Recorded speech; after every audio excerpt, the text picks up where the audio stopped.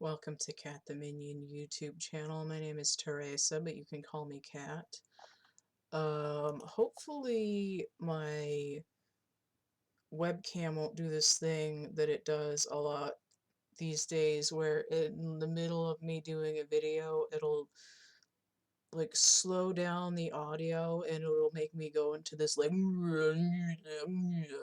demony sounding thing, and it kind of messes up the flow, and I hate it when it does that. I don't know how long this video is gonna be, but if I see it doing that, if I catch it, I'm gonna stop for a second, because the whole point of doing this on the webcam is so that it's like one continuous piece. Because sometimes when I if I do webcam segments and put them together, it might in my editing program it might like mess up the sync anyway. Um, which would also be why there would be no intro and outro to this video. Um, because I haven't been able to get better equipment. So I gotta do what I've got here. So the point of this video is to talk about the astral plane, and I don't have anything like super prepared. I just have like a vague idea, because it's been brought to my attention freshly, and I've had a note for a couple weeks to do a video about the astral plane. But the general idea is that a lot of people don't know what it is, or can't access it, or don't know how to access it, or they're not that familiar with it. Um, and I'm sure that a lot of people in the occult community will have like a more standard definition. So I'm just going to talk about how I view it for me. Sorry, I've got something. My stomach decided to be weird all of a sudden. I also am having a hard time looking at myself on the camera right now. I took my glasses off because there's too much glare and now I can't see as clearly. Um, so, and I also keep shaking the table. For me, what the astral plane is it's where I go when I go out of body, basically. That's it. That's it. Um, and I feel like it's sort of like you can access it remotely via daydreaming and meditation. For me, that's like I'm in the astral plane. If I feel like I'm being sucked out of the back of my head, that's astral plane stuff. If I'm asleep and I'm dreaming, I'm in the astral plane. Um, that's what that means for me. It means that I'm still alive and my body's still alive, but my consciousness is focused elsewhere.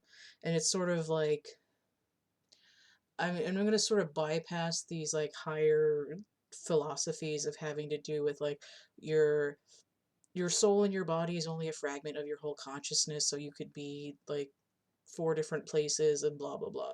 We're just talking about from your perspective, like where you are, like me is this, like this body right now, um, and how most people perceive it. So, one thing is one thing that I think about that in how I would describe it. I'm gonna catch my breath here. Um, when you have a dream, you're sort of not aware of it when you're dreaming, unless you're like dreaming that you have to go pee, and then you better wake up and go to the bathroom. But the the thing is, like, usually you sort of wake up and then you're sort of aware of the dream. And the way that I see it working is that the dream itself is is sort of like a movie that your brain plays for you so that your physical brain can understand what you've been doing with your consciousness in higher dimensions, which is why your dreams are always so fucking weird. You know, like, why is this dead person over here? Why is this house distorted? Right? And the weird thing is, like, if I'm dreaming I'm in my grandparents' house, um, the distortions of my paternal grandparents' house is usually one of like three or four different variations. And then the maternal grandparents' house usually has its own unique variations. And if I wake up and I'm like, whoa, that was different, um, then it's something more to be aware of, like, hang on, this distortion is different than usual. I have like distorted city dreams, distorted school dreams, distorted work dreams, and it's because, again, this the astral plane is multi-dimensional, so there can be a bunch of different things stacked together that don't normally make sense, you know, like, why is the like, I used to work, um I actually worked when I was in college. I worked in the like snack shop that was attached to one of the dining halls for, I think, when I was a senior. And then I also, most recently, I worked in the deli at a supermarket. And I'll have dreams where I'm like trying to, um, I also worked at Subway for a year too. So I'll have dreams where it's like in the dining hall, but I'm working at the store, but there's like sandwich stuff around too. And it's not, in some ways it's like, oh, I'm trying to process these memories, right? They're they're flowing out of the like tensions in my body, right? And it's like a cellular memory. And there's this whole thing with Dianetics using the word engram. And then I read, which is really boring, like um I read this other book called, I think it was Psycho-Cybernetics, that talked about engrams in a way that made more sense. But basically, it's um, like memory code that's stamped into your cells. And you can have ailments in your body and like feelings, or like a muscle memory. Like, if I do this with my hand, all of a sudden I'm going to remember something from when I was 5, for example, you know, or I keep getting a muscle spasm in my shoulder. What's going on here? It's, oh, it's tension from when I was in a car accident, or when some psycho yelled at me when I was at work. Um, and it's like, if you don't process those things when they happen, it'll come out in these engrams. But those concepts can also come up in the astral realm when you're sleeping. It's stuff that's been suppressed into the subconscious. But the place where it's dealt with, in my opinion, that I told me, is all the astral plane. It's like it's like you know, a catch-all bucket for being out of body. And for me, the astral plane is like where I'm moving through if I'm remote viewing. If I'm And remote viewing can be as simple as imagining what someone else is doing right now. Like, oh, who's my best friend? Like, what's their life like right now? What are they doing? And then you can start sort of seeing them in your head. For me, that all happens in this astral plane thing. Um, and it's also more effective for me to go and, if I'm trying to remote view something, if I put myself in, like, if I'm like in a meditative state, like, normally for me, especially because I have back problems, um, if I want to do a projection, I'm probably going to want to be lying down, and then I'll envision this thing where I'm, you know, rising up out of my body, and I've got the silver cord and the shell around me and all that. Um, and then I'll go and see if I can, you know, project my consciousness outwards. But in the basic sense, it's dreaming, daydreaming, imagining, thinking. That's kind of it. Um, and I mean, you don't just have to like, you can think about stuff like the planets or galaxies, or you can astral project into your own body, right? You can say like, oh, I'm not going to be in, like, if I'm in Ohio, I'm like, okay, now I'm gonna go look and see what's going on in Toronto or LA or Hawaii or Eastern Europe to keep an eye on things, you know? Um, where the hell was I going with that? I forgot where I was going with that. But the general idea is, oh yeah, I was saying I those that's like a normal concept of that. But you can also astral project into yourself. You can be like, what's going on with my gallbladder? Like, what's clogging my throat chakra? And you can have this astral projection into whatever you think the throat chakra looks like, whether it's a big blue flower or a sphere or a room. And this sort of, the way that the astral plane works is that it's sort of malleable. It can be this, it's kind of like in the Matrix where they go into that holding room and then they can turn it into like a dojo or a pretend city block, um, to practice, or they can be in a like an armory. The astral plane kind of works in the same way, that you can go to places, but you can also manifest a certain visual. And I it's like I can't really, it's like I can't really explain how that works aside from that the thought creates the reality, right? It's like a manifestational thing. And if you're doing it in a place that's non-material, you can do it immediately, which is kind of why people can lucid dream in the first place, right? They can be like, oh, I'm flying in my dream, I'm doing it on purpose. Um, Unless there's something going on in my dream that's pissing me off, that I don't agree with, I don't normally lucid dream on purpose. Because I feel like if I'm out doing something in particular, if my conscious mind is trying to control what's going on, then I'm not, it's like in some way I feel like I'm not being authentic to the experience. I'm not completing my mission if I'm backseat driving from in the meat space. And that's why I try not to lucid dream. Again, unless it's one of those things where I'm having the same college nightmare that I have, where I'm like 2 credits shy of getting a second degree, and I'm like, I already graduated, what the crap, like, where's my other bachelor's degree, you son of a bitch, you know? And then I get angry and I wake up. Um, that's one instance. And also the I have to go to the bathroom dream.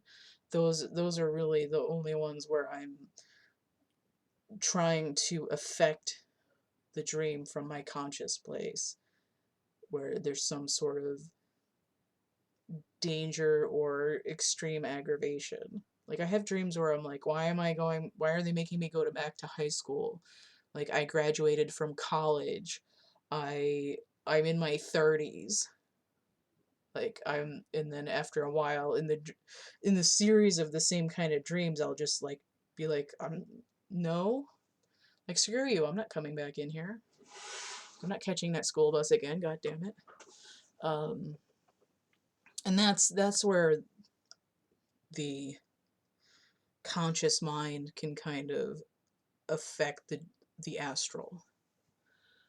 Most of the time, I'm just sort of in it when I'm in it. And there are times when I'm in the astral where I'm dreaming. Usually for me it's in the dream state because I think I have this sort of contract with like upper dimensions where they're not allowed to interact with me directly. It has to be in the dream state. I've sort of like peripheral vision, whatever, kind of detected some things, you know, like Like, oh, what's that? Oh, it's probably a UFO. Like, whatever. Um, like in the waking, but it's not like I'm like face to face with like a gray alien in my waking life. They that usually comes to me in the astral realm when I'm dreaming, or when I wake up and then I wake up again. That's kind of freaky, but it's sort of a side thing. So for this whole thing that I've been talking about for the last 15 minutes is basically just to establish that the astral plane is basically where your consciousness is outside of the body. Um, and I got an itch on my foot. Hold on. Um, the I'm not really sure what people need to like hear or know or understand about my experiences with the astral plane, because it's kind of like old hat to me at this point. Like I'm not like astral plane expert. Blah. It's like I have my own relationship with it, and not it's not really any different than like going down to the store for me. It's like, oh, okay, yeah, I'm like whatever. Now, some things I've felt certain people pulling me out of the back of my head before, like a bat signal, like help us, like like yeah. I've intentionally remote viewed, and sometimes like remote viewing is like I'm astral projecting to a place. It can be the same thing, although astral projection usually means that my body here is shut down a little bit more than if I was just, like viewfindery, like click click kind of a thing. It's like I'm uh it's more like like Oculus Rift than it is watching a movie. Remote viewing is a little bit more like watching a movie than like virtual reality, like like grabby stuff. Um, so I've astral projected into a situation, and normally I don't have anyone like corroborating what's going on, or if I ask people, they don't know. They're like, I didn't see anything. Don't know. But I had somebody else who was also astral projecting to the same place, and I saw them as like a spindle of light that it kind of looked like the diamonds over the sim players, but it was purple instead of green. And I I don't know if it's like somebody couldn't put their whole presence into the room, so they only came as like a little like chunk of light, or if that's just how they do. Uh, but for me, usually I feel like I'm either kind of wispy floating around in the space, or I'm like actually a person in the space. And sometimes in dreams, I'll be somebody else in the dream. And there was one dream I had where I was sort of protecting someone from a crowd and got exploded and then immediately turned into somebody else in the dream. Like got blown up, put on a gurney, and then like became somebody else and continued like protecting the other person. So you can sort of be in another body in an astral projection, but sometimes I feel like it's more like you're a ghost. And the same thing with ghosts, like some of them are more solid and some of them are more just kind of like ooh, like a, a glob of ectoplasm. Uh, and I do think a lot of the time when people are ghost hunting, that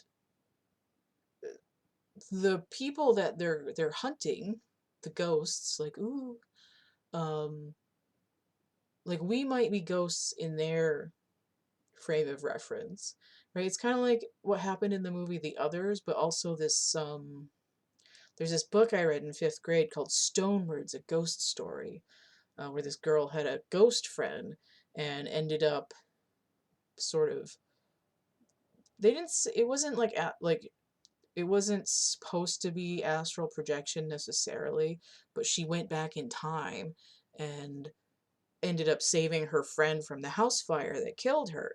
But in the dead, the burnt victim girl's life before she died, like in the 1800s, her modern friend was the one who was in a ghost form. So if they're ghosts in each other's lives, I think that was the tagline from the book, it means that there's an astral projection kind of situation going on. They're meeting, they're sort of meeting in this plane between them, or it's like the dimensions are slightly overlapped and you're only able to be in a physical body in one of them. So when you're in the other one, you're in this astral frame where you might think you're like living and breathing, but they're the only one that can see you. Sometimes nobody can see you. If you're if you're gonna astral project to a community, to a planet or wherever, to a time, like if you try to astral project to Atlantis, they're probably going to see you. Um, and if you astral project to like New Jersey 10 years ago, they probably won't see you, for example. Um, I don't know if that's helpful. There's a couple different ways to get into astral projection. Um, the most basic way is just to imagine, to think about.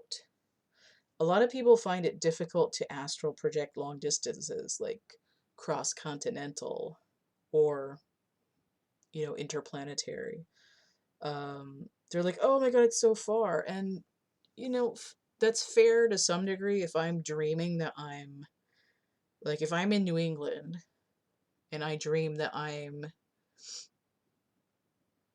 like somewhere in the Pacific, I'm probably going to be more tired when I wake up than I would be if I was dreaming that I was downstairs in my house.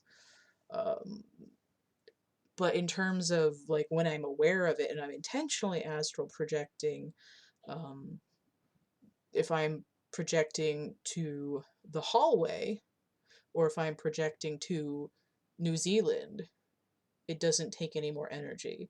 It's like that instantaneous, like, um, was it called like funny interaction at a distance thing with all the wormholes and the nuclei of the photons and all that shit. Um, so, I mean, the most basic way to astral project is to think about stuff or to daydream, and then this sort of intentionally like going to like lie down or sit and meditate way of astral projecting is I'm imagining that my consciousness is this, ghost being, and I'm attached by a thread to my core, and I'm going to imagine an egg of light around me, and that's going to be like a force field so that, weird things can't try to creep in and mess with my body, and I'm going to imagine I've got like four sentinels, like I'm gonna get this angel in this corner and three other ones on the other corners. I'm gonna build a moat, I'm gonna have a wall around me, there's gonna be a dragon to smite anyone that's gonna try to mess with me while I'm gone. And you can get as fancy as you like with it, but the basic idea is to, there's a golden ball of light that's coming down from, the universe. It's entering the top of my head, it's coming out through my heart, and now I'm surrounded in white light, and now I'm protected, and I can, you know, unwind my string and float around and go where I need to go. That's the more, you know, fancy way of astral projecting. And then the other way is unconsciousness, and you can end up in all kinds of weird places. You can end up in your grandparents' home from 40 years ago, even though they've been dead for decades. And you can be off planet. You can be in the middle of the ocean. You can be 400 years ago. You can be 500 years from now. You can you can have all kinds of weird stuff going on in when you're asleep, because that's when your consciousness has the most free reign. So hopefully that helps explain the astral plane to people who don't really know what it's doing or what it means. Um, I know that I think some people probably talk about it differently. For me, it's all this sort of mush pile of the same kind of stuff. Um, and if people are looking for a better explanation of how to do it, um, there's also like lead paneling is supposed to prevent people from astral projecting into rooms, and I don't. I mean, I've done it, so I don't know why other people are have a problem with it. So I guess it just depends. Um, it depends. In general, I wouldn't do that because you might get in trouble, um, depending on where you're trying to project to and what you're trying to see. Um, I think in most cases, if you're a beginner at astral projection, you probably want to look at yourself, you probably want to look at your ancestral history, you probably want to look at your chakras and your personal ailments. You might want to check on your friends and family to see if they're doing okay. Um,